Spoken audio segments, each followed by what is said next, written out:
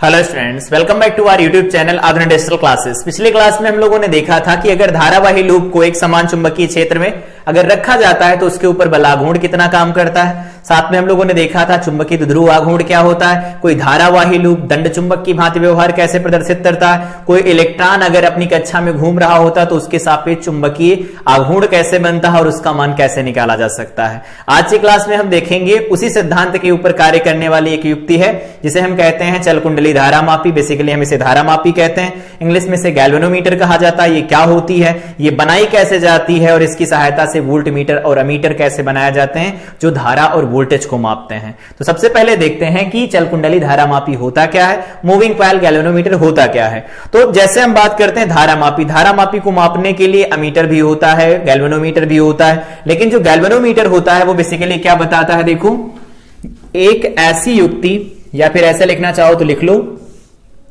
वह युक्ति जो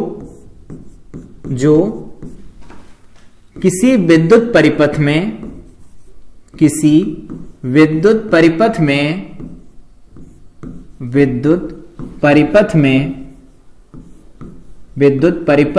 क्या करती है, वह युक्ति जो किसी विद्युत परिपथ में धारा प्रवाह का संसूचन डिटेक्शन ऑफ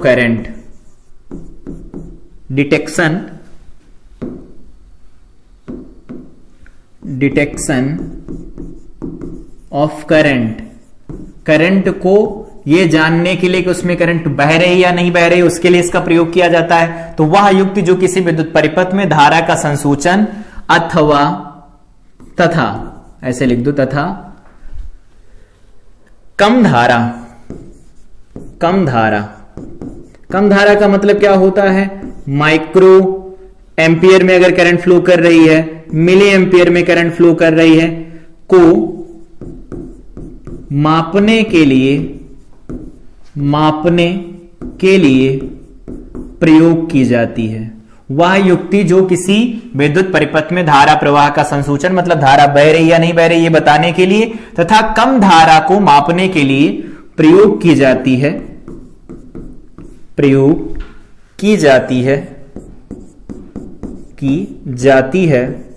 क्या कहलाती है, धारामापी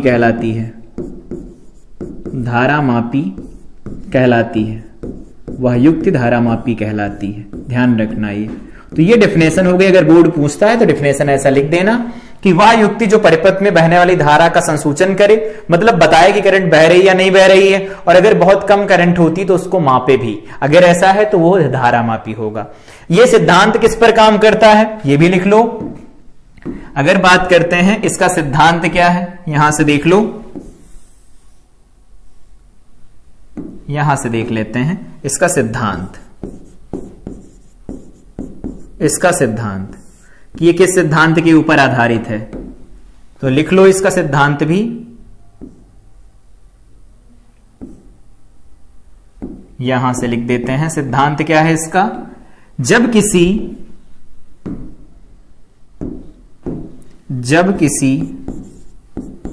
पिछली क्लास में जो डेरिवेशन किया उसी सिद्धांत पर आधारित है। जब किसी धारावाही लूप को चुंबकीय क्षेत्र में रखा जाता है, एक समान लिख लो, एक समान, हमारे सिलेबस में एक समान ही तो है। एक समान चुंबकीय क्षेत्र में रखा जाता है, चुंबकीय क्षेत्र में रखा जाता है तो उस पर बल आघूर्ण काम करता है, बल आघूर्ण कार्य करता है, बल आघूर्ण कार्य करता है। और अगर बल आघूर्ण कार्य करता है तो कितना बल आघूर्ण कार्य करता है, हम लोगों ने देखा था टाउ इज इक्वल टू लिखा गया था NIAB, कितना लिखते थे, साइन थीटा लिखते थे। और यहां पर ये देखा था ये तो हमारे पास फार्मूला था, लेकिन अगर क्षेत्र सदैव लंबवत होता था उस केस में क्या लिखते थे, थीटा 90 लिखते थे, टाउ बराबर एन आई ए भी निकल के आता था। हर एक चीज क्या है आई थिंक पता होगी, पिछली क्लासों में देखा है। एन होते हैं जो भी लूप इसके अंदर घूम रहा होगा चुंबकीय क्षेत्र के अंदर, उसमें फेरों की संख्या, आई धारा होती है, क्षेत्रफल बी चुंबकीय क्षेत्र होता है। यहां पर क्या है देखो, दो परमानेंट मैग्नेट लगाए गए, उनके बीच में एक कुंडली घूम रही। यहां पर जो क्षेत्र है वो हमेशा त्रिज्यीय क्षेत्र है, और त्रिज्यीय क्षेत्र होगा तो बताओ यहां पर जो कोण बनेगा, हमेशा कोण किन के बीच का होता है, थीटा, तो कोण होता है बी और एम, मतलब जो बी होता है और एम होता है, इन दोनों के बीच का कोण होता है चुंबकीय द्विध्रुव आघूर्ण और चुंबकीय क्षेत्र के मध्य का कोण। तो चुंबकीय द्विध्रुव आघूर्ण और चुंबकीय क्षेत्र का मध्य का कोण 90 हमेशा रहेगा। क्यों? क्योंकि इसमें धारा बहेगी इस दिशा में और क्षेत्र है इसके विपरीत दिशा, मतलब इसके लंबवत दिशा में, तो उसके इसमें थीटा 90 डिग्री लिखा जाता है। वो तो अभी देखेंगे, लेकिन ये हो गई इसकी परिभाषा और इसका सिद्धांत क्या होता है, कैसे काम करता है, ये देख लिया। अब इसका देखते हैं फिगर कैसे बनाया जाता है। तो फिगर के लिए इस्तेमाल करते हैं हम यहां पर बेसिकली दो दंड चुंबक का इस्तेमाल करते हैं। यहां पर ये क्या है, यहां पर ये दंड चुंबक है, यहां पर दक्षिणी ध्रुव है, दक्षिणी ध्रुव है, और ये उत्तरी ध्रुव है, नॉर्थ पोल है, उत्तरी ध्रुव है, ये उत्तरी ध्रुव हो गया। इसके बीच में एक क्वायल घूमती है, इस क्वायल के अंदर रखा जाता है नर्म लोहा। नर्म लोहा, नर्म लोहा क्यों रखा जाता है अगर पूछा जाए तो, नर्म लोहा रखने से अगर हम कोई मान लो क्वायल बना रहे हैं, उस क्वायल के अंदर अगर नर्म लोहा रखा जाता है तो उसका चुंबकन जो होता है वो बढ़ जाता है। वो आगे जब हम पदार्थ पढ़ेंगे तो देखेंगे, लेकिन उसके अंदर जो चुंबकत्व उत्पन्न होता है उसकी वैल्यू काफी बढ़ जाती है। इसके लिए हम नर्म लोहे का उपयोग करते हैं। ठीक है, यहां पर लिखना होगा तो लिख देना, बी को बढ़ाना होता है। अगला, यहां पर एक समतल दर्पण लगा होता है, समतल दर्पण लगा होता है। ठीक है, यहां से लाइट गिराई जाती है, इधर से कहीं से लाइट अगर आए, ऐसे इधर इस पर आकर के लाइट गिरती है, इस पर आकर के लाइट इधर से गिरती है ऐसा। ठीक है, टकराने के बाद इधर जाती है और यहां पर लगी होती है एक स्केल, यहां पर एक पैमाना लगा होता है ऐसा, ये पैमाना लगा होता है, ये हमारे पास पैमाना लगा होता है, ये ऐसा कोई पैमाना लगा होता है। इस पैमाने पर जाकर के लाइट गिरती है, तो यहां पर बनाना चाहो बना लो, यहां से लाइट चलती है और इस पैमाने के किसी एक भाग पर जाकर के गिरती है ऐसा, ये है। ठीक है, ये हमारे पास यहां से लाइट जा रही, यहां पर जाके गिरेगी। अब क्या होगा, बाकी की चीजों को समझते जाना। अब क्या करते हैं, इसके अंदर जो नर्म लोहा रखा गया, इसके ऊपर एल्यूमिनियम फ्रेम लगा होता है। यहां पर अगर देखते हैं, यहां पर ये जो फ्रेम लगा है वो एल्यूमिनियम फ्रेम होता है, एल्यूमिनियम फ्रेम। ये यहां पर लिखा तो गया है, इसको थोड़ा आगे बढ़ा देते हैं, इधर इसी को थोड़ा आगे बढ़ा के लिख दो। ये वाला जो फ्रेम है हमारे पास, ये क्या है, एल फ्रेम होता है, एल्यूमिनियम का फ्रेम होता है। एल्यूमिनियम का फ्रेम हो गया, इसके ऊपर कई सारे खूब सारे नर्म लोहे के तार लपेटे जाते हैं इसके ऊपर। यहां पर तांबे के तार होते हैं, तांबे के तार, ये तांबे के तार की कुंडली होती है। यहां पर एक स्प्रिंग लगी होती है, ये होती फास्फर ब्रांज की, फास्फर ब्रांच। ठीक है, फास्फर ब्रांच की ये स्प्रिंग होती है, ध्यान रखना इसे। ठीक है, अभी ऊपर वाले फिगर पर कंसंट्रेट करो। तो क्या होता है, एक होती है हमारे पास एल्यूमिनियम की फ्रेम, उसके ऊपर कई सारे फेरे लपेट दिए जाते हैं तांबे के तार के, उसके ऊपर इंसुलेशन लगा रहता है, इंसुलेशन विद्युत रोधी फेरे होते हैं। उसके अंदर रखी जाती है एक नर्म लोहे की कोट, जिससे चुंबकन की तीव्रता बढ़ जाए। इसके ऊपर क्या होता है, एक समतल दर्पण लगा होता है, इसके ऊपर लाइट गिराई जाती है। जब दर्पण घूमेगा तो लाइट घूमेगी, तो उस केस में इसके ऊपर जो विक्षेप उत्पन्न होगा या इसके ऊपर जो लाइट चलेगी वो हमें बताएगी कितनी रीडिंग आ रही है। तो उस रीडिंग के लिए हम यहां पर लाइट इंसिडेंट करवाते हैं इसके ऊपर। ठीक है, अब बात करते हैं यहां पर किसका प्रिंसिपल तो समझ लिया क्या होता है, इसका संरचना भी देख लिया क्या होता है। पेपर में आए तो इस तरह से बनाना है, देखो कैसे। सबसे पहले ऐसे बना देना, जैसे इस तरह से, फिर दूसरा इधर वाला ये ऐसे बना देना, बना दिया, इधर लिख देना n, इधर लिख देना s। ठीक है, अब इसके अंदर क्या बनाना है, इसके अंदर बना देना एक फ्रेम, ये एक फ्रेम बना देना ऐसा, ये एक फ्रेम है, इस फ्रेम के अंदर फ्रेम बना देना, इस अंदर फ्रेम बना देना, ये फ्रेम है, इसके अंदर कुछ ऐसा फ्रेम, ये ऐसा फ्रेम बना देना। ठीक है, उसके बाद में क्या करना, पेपर में इसमें नर्म लोहे की क्रूड डाल देना, ऐसे ना बना करके थोड़ा ऐसे बनाओ, इसमें एक नर्म लोहे की क्रूड डाल देना।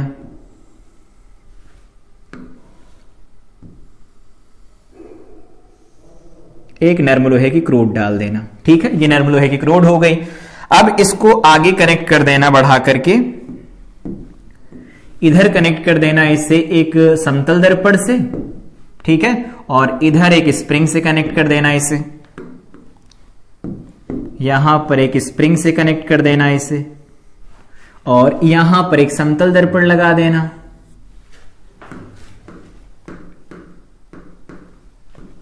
समतल दर्पण लगा दो एक, यहां पर एक समतल दर्पण लगा देना ऐसे, ये समतल दर्पण हो गया, ये समतल दर्पण हो गया।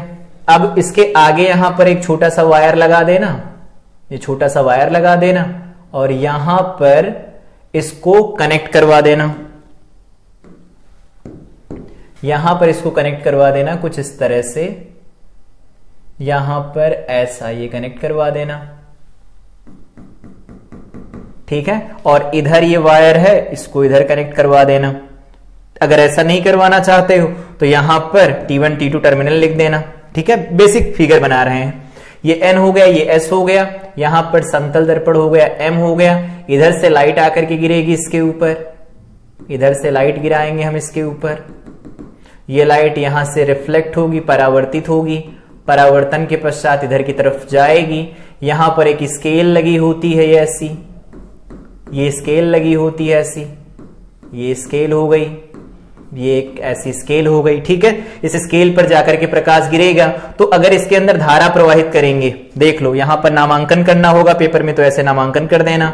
ये बाहर जो है वो कैसा फ्रेम है, AL फ्रेम, पूरा लिखना पेपर में, एल्यूमिनियम फ्रेम है। ठीक है, इसके अंदर जो ये रखी गई ये क्या है, नर्म लोहे की क्रूड है, नर्म लोहे की क्रूड है, लोहे की क्रूड है। ये क्या है, यहां पर जो N और S है, N और S है, ये दंड चुंबक है, दंड चुंबक है हमारे पास। ठीक है, दंड चुंबक हो गया। और साथ में यहां पर जो ये पिंक कलर से दिख रही होगी, पिंक है, रेड, जो भी दिख रहा हो, ये अंदर, तो वो क्या है हमारे पास, वो है तांबे के तार की कुंडली, तांबे के तार की कुंडली, तार की कुंडली है ये, तांबे के तार की कुंडली है, ऐसा बनेगा तो तांबे के तार की कुंडली हो गई। इस तरह से बना देना पेपर में, बिल्कुल हो जाएगा। बाकी जो बनाना वो लिखते भी चले जाना। ये रचना हो गई इसकी। तो इसमें क्या होता है, एक आयताकार फ्रेम होता है, ABCD लिखना होगा, लिख देना।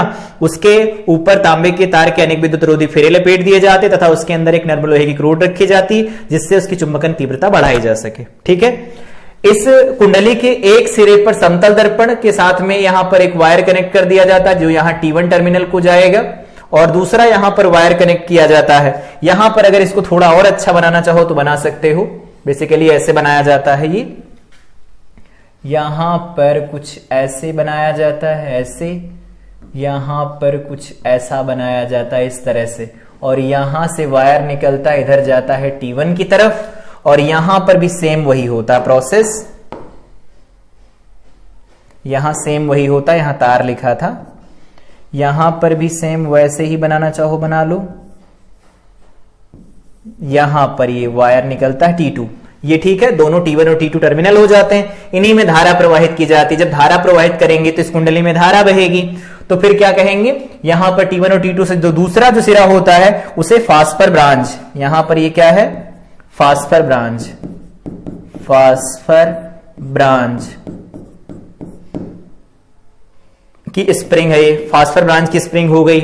तो दूसरा सिरा फास्फर ब्रांच की स्प्रिंग से कनेक्ट किया जाता है। अब T1 और T2 सुनते जाना, अब T1 और T2 टर्मिनल में धारा प्रवाहित की जाती है। तो जब धारा प्रवाहित करेंगे तो उस केस में क्या होगा, ये चुंबकीय क्षेत्र में तो रखा गया क्योंकि N और S तो लगे हैं, तो अगर ये चुंबकीय क्षेत्र में रखा गया, धारा प्रवाहित करोगे, घूमेगी ये। अगर घूमेगी तो यहां पर जो प्रकाश जाके गिर रहा है ना, क्या वो लगातार एक ही जगह गिरेगा? नहीं, वो भी घूमेगा। तो वो घूमेगा तो उसके आधार पर हम देख पाएंगे कि रीडिंग यहां पर क्या निकल के आएगी। तो धारा जैसे जैसे इसमें बढ़ेगी उसके सापेक्ष इसके अंदर रीडिंग भी बढ़ती चली जाएगी। तो ये हो गई इसकी रचना। आई थिंक समझ में आया होगा। और ज्यादा डिटेल में पढ़ना तो जो बातें हमने बताई हैं वो आपको नोट्स के फॉर्म में मिल जाएंगी, या बुक में देखेंगे आप, वहां पर भी ये पूरा रिटन फॉर्म में लिखा गया है। यहां पर हम लोगों ने देख लिया कि ये होता क्या है, इसके सिद्धांत पर कार्य करता है। अब बात करते हैं इसकी थ्योरी, जो हमारे लिए इंपॉर्टेंट है। इंपॉर्टेंट क्या है? अगर बात करते हैं यहां पर लूप में, या ऐसे लिखो धारावाही लूप में, धारावाही लूप में उत्पन्न बलाघूर्ण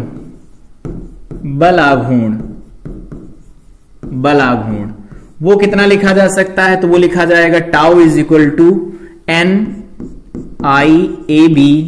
यहां पर लिखा जाएगा साइन थीटा। साइन थीटा होगा कितना? तो यहां वापस आओ, देखो, अगर इस कुंडली को हम वृत्ताकार ना ले, मतलब एक आयताकार ना ले, कुंडली को बेलनाकार ले ले और उसके ऊपर फेरे लपेटे, तो बेलनाकार लेंगे और क्षेत्र लगा दें त्रिज्यीय, तो उस केस में देखो इसका जो तल है वो हमेशा क्षेत्र के लंबवत रहेगा, और हमेशा क्षेत्र के लंबवत रहेगा तो उस केस में क्या लिखेंगे? यहां पर जो वैल्यू लिखी जाएगी वो sin 90 लिखा जाएगा। ब्रैकेट में लिख देना त्रिज्य क्षेत्र के लिए, त्रिज्य क्षेत्र के लिए। अगर ऐसा होगा तो ऐसा लिखा जाएगा। तो यहां से टाउ की वैल्यू जो बनेगी वो क्या बनेगी? NIAB। बढ़िया है। अब एक बात यहां से देखो, यहां स्प्रिंग लगी हुई है ना, ये स्प्रिंग लगी हुई है, तो जब इसके अंदर धारा बहेगी, बल आघूर्ण लगेगा, घूमेगा, ये इधर घूमेगा इधर घूमेगा तो ना, तो जब ये घूमेगा तो उस केस में क्या होगा? स्प्रिंग भी बलाघूर्ण बनाएगी, प्रत्यानयन बलाघूर्ण यहां बनेगा। स्प्रिंग उसे घूमने से रोकेगी, तो स्प्रिंग कुछ बलाघूर्ण बनाएगी। साम्यावस्था में दोनों के दोनों बलाघूर्ण बराबर होंगे। इसी शर्त पर हम काम करेंगे। तो यहां पर लिख दो कि स्प्रिंग में उत्पन्न प्रत्यानयन बल आघूर्ण वो क्या लिखा जाएगा? रिस्टोरिंग टॉर्क होगा। तो टाउ रिस्टोरिंग लिखा जाता है इज इक्वल टू में C इंटू में फाई लिखा जाता है, ये लिखा जाता है। C क्या होता है? मरोड़ी दृढ़ता गुणांक या दृढ़ता गुणांक लिख दो, बात एक ही है। टॉर्सनल कांस्टेंट होता है, दृढ़ता गुणांक होता है। फाई क्या होता है? फाई होता है विक्षेप या फिर घूर्णन कोण लिख लो, विक्षेप लिखो ज्यादा अच्छा लगेगा। विक्षेप कितने से घूम गई वो विक्षेप होता है। इसे टॉर्सनल कांस्टेंट कहा जाता है, टॉर्सनल कांस्टेंट कहा जाता है इंग्लिश में, कांस्टेंट, टॉर्सनल कांस्टेंट होता है। ये हमारे पास रिजल्ट आता है। तो ये हो गई, जब धारा बहेगी, धारा चुंबकीय क्षेत्र में बल लगाएगी, घूमेगा, इतना बल आघूर्ण लगेगा। साम्यावस्था मतलब स्प्रिंग में जो उत्पन्न होगा, अगर वो कुंडली घूमेगी तो स्प्रिंग भी तो घूमेगी, वो प्रत्यानयन बल आघूर्ण देगी, उसे घूमने से रोकेगी। तो अगर घूमने से रोकेगी तो उस केस में क्या होगा? दोनों को अब बराबर करवा दो। बराबर करवाएंगे तो क्या लिख सकते हैं? यहां से देखो, लिखो, यहां से बराबर करके पहले लिखते हैं क्या? साम्यावस्था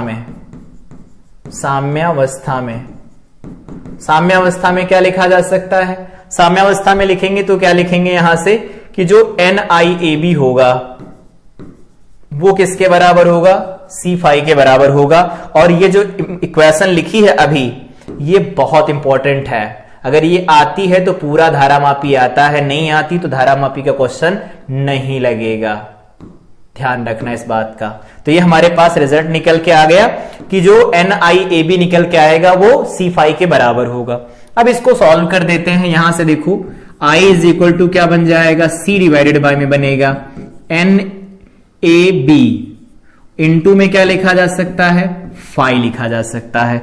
और अगर इस वाले रिजल्ट को देखें, बंद कर दो इसे भी, ये भी इंपॉर्टेंट है। यहां पर जो ब्रैकेट के अंदर लिखा गया है, ये ब्रैकेट के अंदर जो लिखा गया है, ये यहां C डिवाइडेड बाय में जो NAB लिखा गया है, ये तो कांस्टेंट है, कांस्टेंट है। इस कांस्टेंट को कहा जाता है गैल्वेनोमीटर कांस्टेंट, गैल्वेनोमीटर कांस्टेंट या धारामापी कांस्टेंट, गैल्वेनोमीटर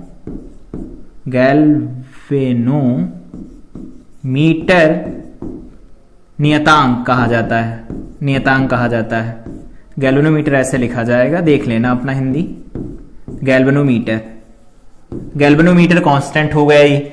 अगर ये गैल्वेनोमीटर कांस्टेंट हो जाएगा तो यहां से आई देखो समानुपाती किसके हो जाएगा, फाई के। बस यही चाहिए था हमें।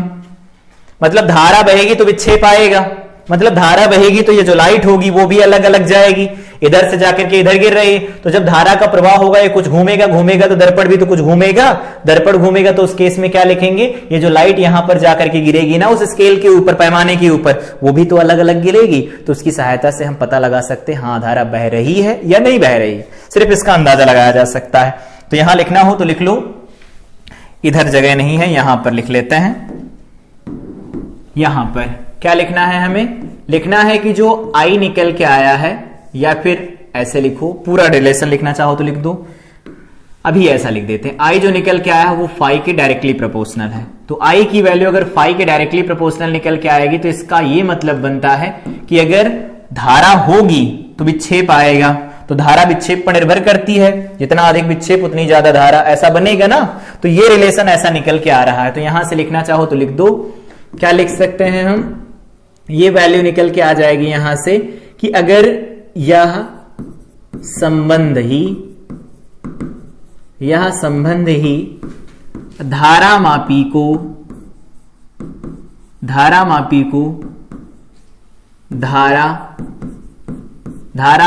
धारा क्या करना चाहिए, यह संबंधी धारा मापी को धारा संसूचन के लिए महत्वपूर्ण बनाता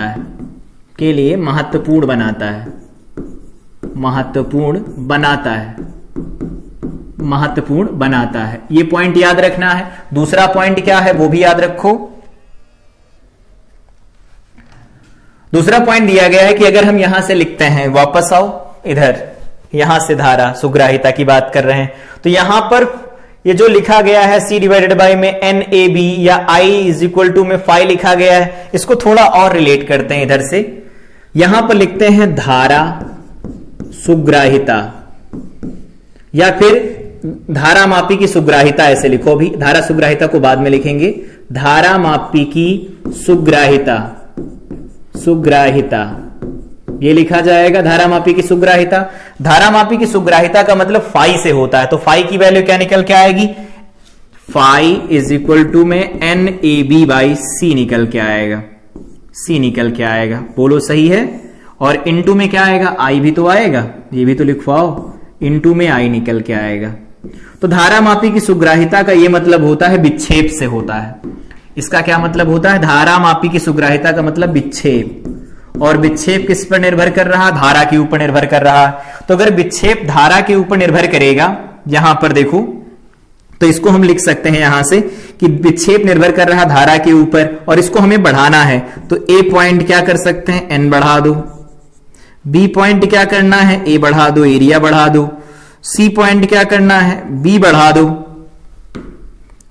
दो, ठीक है। और अगर D पॉइंट की बात करें तो इसमें C घटा दो। C घटाने के लिए ही हम फास्फर ब्रॉन्ज लगाते हैं, फास्फर ब्रॉन्ज का तार लगाते हैं कि ये घट जाए। और N बढ़ाने के लिए नंबर ऑफ टर्न्स बढ़ाया जा सकते, एरिया B बढ़ाना हो तो इसके लिए हॉर्स शू मैग्नेट का इस्तेमाल करो, चुंबक का इस्तेमाल करो, मैग्नेट का इस्तेमाल कर सकते हो। बाकी N और A तो बढ़ा सकते हैं। कुंडली में धारा अगर बह रही होगी तो उस केस में नंबर ऑफ टर्न्स तो बढ़ाया जा सकते हैं, ठीक। कुंडली में नंबर ऑफ टर्न्स बढ़ा दो, एरिया भी बढ़ाया जा सकता है। तो ये कुछ पॉइंट्स हो गए जो इससे रिलेट करते हैं। यहां पर अगला टर्म होता है धारा सुग्राहिता, क्या होती है वो देखते हैं। यहां पर ये नियतांक आया था ना, गैल्वेनोमीटर नियतांक होता है। अभी देखेंगे ये क्या होता है, इसको कैसे रिलेट किया जाता है, सीधा या उल्टा जैसे भी है। यहां पर एक टर्म डिफाइन किया जाता धारा सुग्राहिता। तो धारा मापी में परिभाषा लिख लो पहले, उसके बाद समझते हैं। धारा मापी में प्रति एकांक धारा